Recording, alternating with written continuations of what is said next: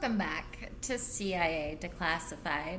We are entering the 1950s and 1960s, an era where the front lines of the Cold War weren't just in the trenches, but in the bank vaults and central exchanges of the world. While soldiers held rifles, the agency's economists held ledgers.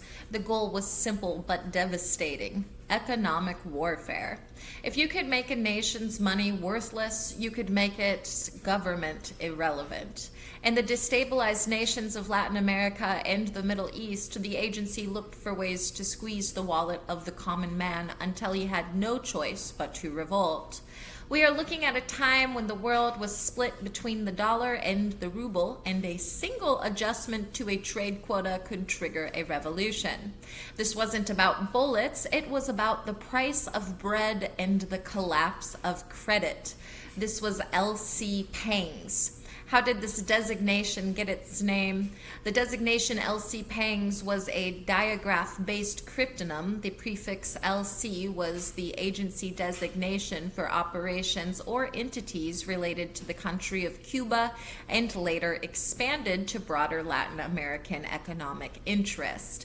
The suffix pangs was a reference to the pangs of hunger or economic distress that the policy intended to manifest within a target population.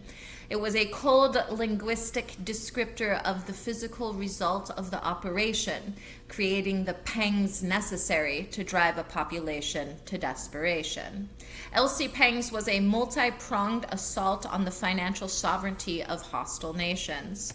The LCPANGS operation was a series of economic sabotage policies designed to weaken the regimes of leaders like Fidel Castro by cutting off their access to international markets. A quote from a declassified 1960 State Department memorandum: "Every possible means should be undertaken promptly to weaken the economic life of Cuba, to bring about hunger, desperation, and overthrow of government." End quote. Records show that LCPANGS involved the sugar quota manipulation, where the U.S. abruptly stopped purchasing Cuban sugar to bankrupt the island's primary industry. Documentation confirms that the agency pressured international shipping companies to refuse to carry oil to nations targeted under the LCPANGS umbrella.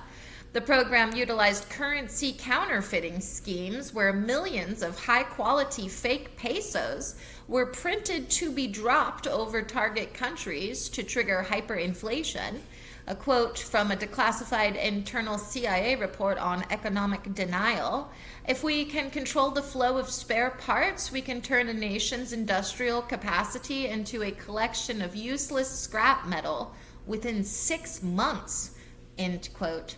LCPANGS included the blacklisting of foreign companies that traded with target nations, effectively forcing a global embargo through secondary sanctions. Logs indicate that the agency used commodity speculation, where they would buy and then dump massive amounts of a nation's primary export on the global market to crash the price. The agency tampered with export machinery, ensuring that vital industrial components sent to target nations were designed to fail after a few hundred hours of use. Technical files reveal that LCPANGS orchestrated credit freezes, pressuring international banks to deny all short-term loans to target governments, preventing them from paying their military or civil servants. The agency established a front company in Florida to purchase and then destroy large quantities of specialized ball bearings destined for Cuban industrial parts. A quote from a declassified 1962 National Security Action Memorandum: "The economic program must be pursued with the same vigor as a military campaign, seeking out the enemy's fiscal vulnerabilities at every turn." End quote. LCPANGS authorized the bribery of European port workers to ensure that shipments of agricultural fertilizer to hostile nations were accidentally contaminated with salt. Records confirm that the agency manipulated the International Monetary Fund voting blocks to ensure the target countries were deemed ineligible for emergency stabilization funds. Internal memos described the use of market panic rumors, where agents planted stories in financial newspapers to trigger a flight of private capital from the target country. Documentation proves that the CIA utilized technical sabotage against the electrical grids of target nations by shipping them faulty transformers through third-party distributors. LCPANGS included the psychological devaluation of currency, where the agency funded local underground pamphlets claiming the national treasury was empty long before it actually was. Ledgers show the agency purchased massive amounts of local debt on the secondary market, specifically to demand immediate payment at the most inconvenient political moments. The agency collaborated with U.S. Customs to slow walk inspections of any commercial goods originating from companies suspected of helping LCPANGS targets. A quote from a declassified 1961 economic intelligence brief: "A nation that cannot provide meat to its capital city is a nation ready for a change in leadership." End quote. Technical logs show the use of biological targeting against livestock, specifically introducing swine fever to sabotage a target nation's domestic protein supply. The agency orchestrated a brain drain by offering secret high-paying jobs in the U.S. to the top economic planners and engineers of hostile governments. Records indicate that LCPANGS used trade infiltration, placing undercover agents in international trade unions to organize strikes in the target nation's shipping sector. Documentation reveals the use of patent law obstruction, where the U.S. filed competing patents to prevent target nations from manufacturing their own medical supplies. The CIA utilized satellite economic surveillance to monitor the harvest yields of target nations and plan market dumping operations accordingly. LCPANGS involved the embargo of technical literature, preventing the sale of scientific journals to universities and hostile nations to stifle their long-term growth. Internal memos confirm the agency funded shadow markets in target countries to drive up the cost of basic goods beyond the reach of the average citizen. The agency coerced international insurers to cancel whole insurance on ships entering the territorial waters of target nations, effectively halting their maritime trade. Records show that LCPANGS provided financial training to opposition leaders on how to manage a post-collapse economy to ensure their viability as successors. Documentation confirms that the agency intercepted and redirected grain shipments intended for target nations by offering higher prices to the sellers at the last minute. A quote from a declassified 1963 CIA director's directive: "We are not merely observing the market. We are creating the conditions under which the market dictates the political outcome." End quote. The agency utilized currency sifting operations, withdrawing specific denominations of target currency from global circulation to create a domestic liquidity crisis.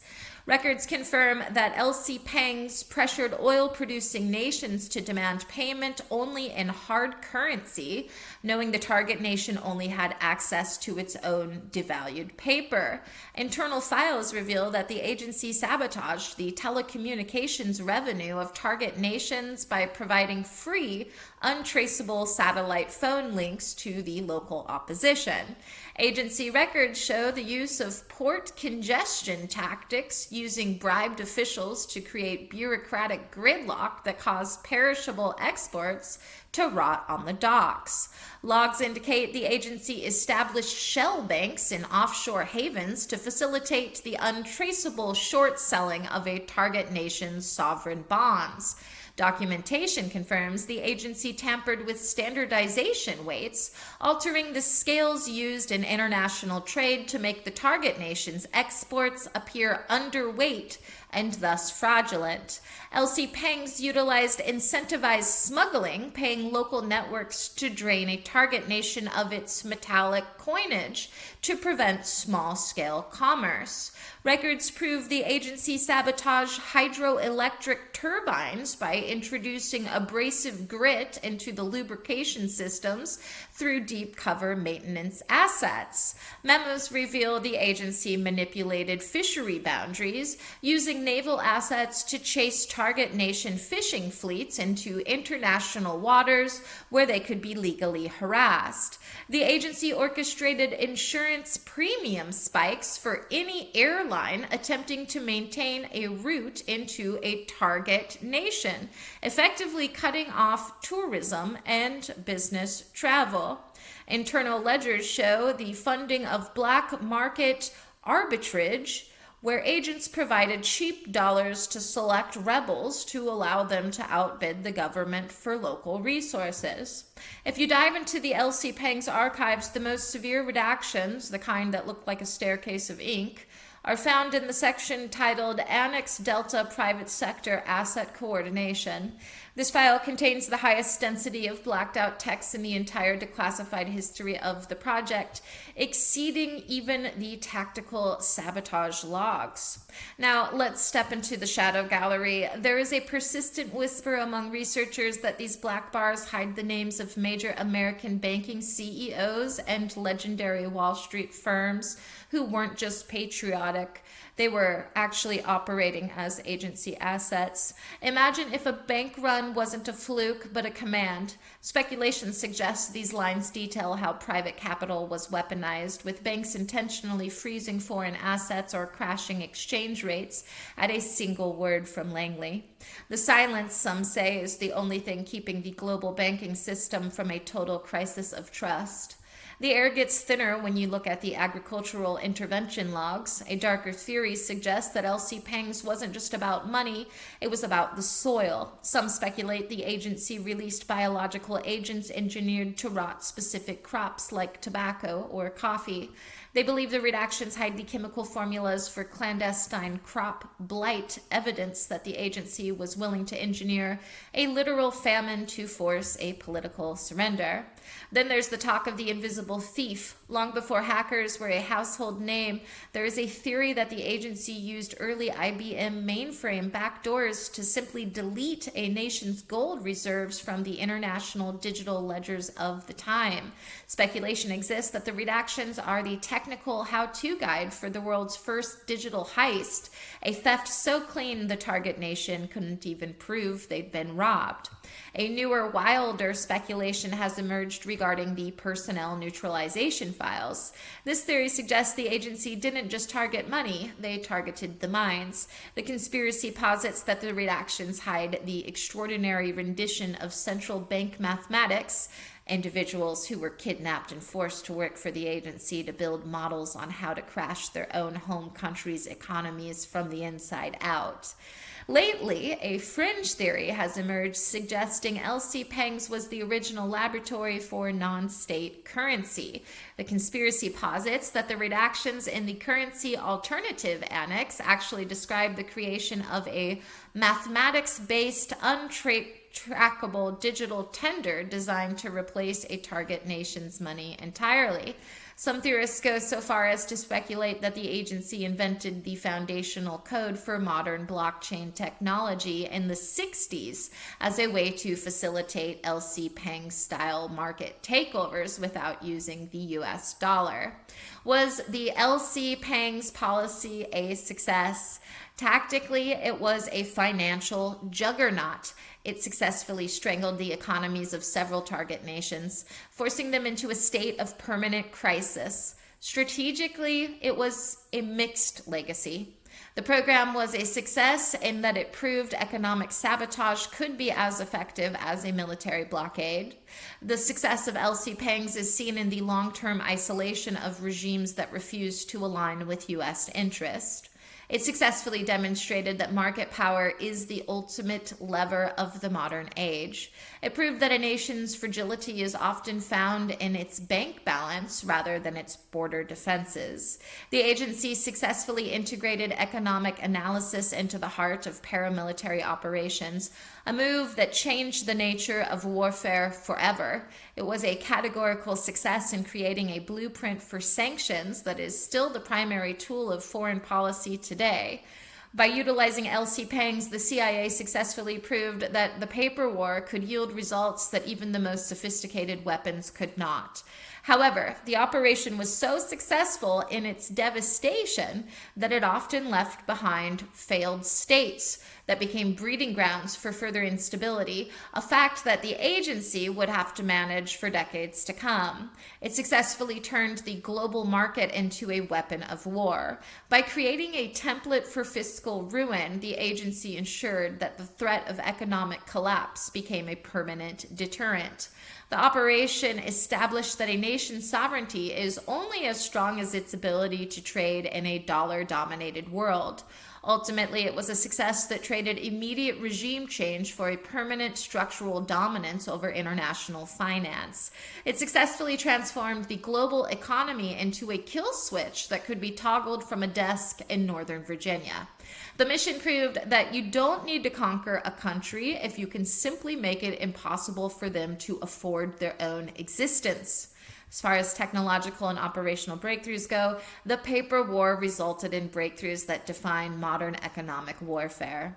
For instance, global supply chain mapping, the method of identifying a nation's economic choke points, is now used in modern trade compliance and sanction monitoring software. Microeconomic sentiment analysis. To track the effectiveness of LCPANGS, the agency developed ways to measure consumer desperation, which are now the basis for modern market research algorithms and high-frequency trading. Anti-counterfeiting detection systems. The agency's work on printing fake pesos led to the development of modern currency security features, such as color-shifting ink and 3D security ribbons. International credit scoring models. The techniques used to determine a target nation's credit vulnerability were the precursors to the modern sovereign debt rating systems used by global financial institutions. LCPANGS reminds us that the most dangerous weapon in the world isn't a bomb. It's a bankrupt currency.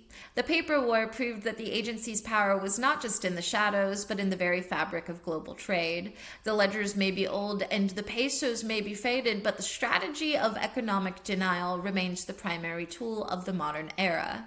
We are still living in the world that LCPANGS built, a world where a nation can be erased from the market before it's even aware it's at war.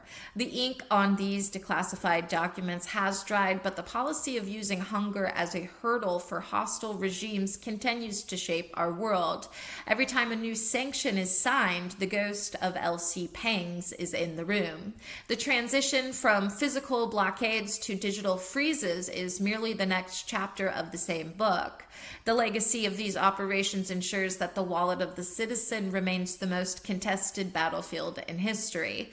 The invisible hands of the market are, in reality, the very visible hands of the strategists who first mapped the fragility of the world's bank vaults. Thanks for listening. Stay safe, and remember, watch your wallet as closely as you watch the news.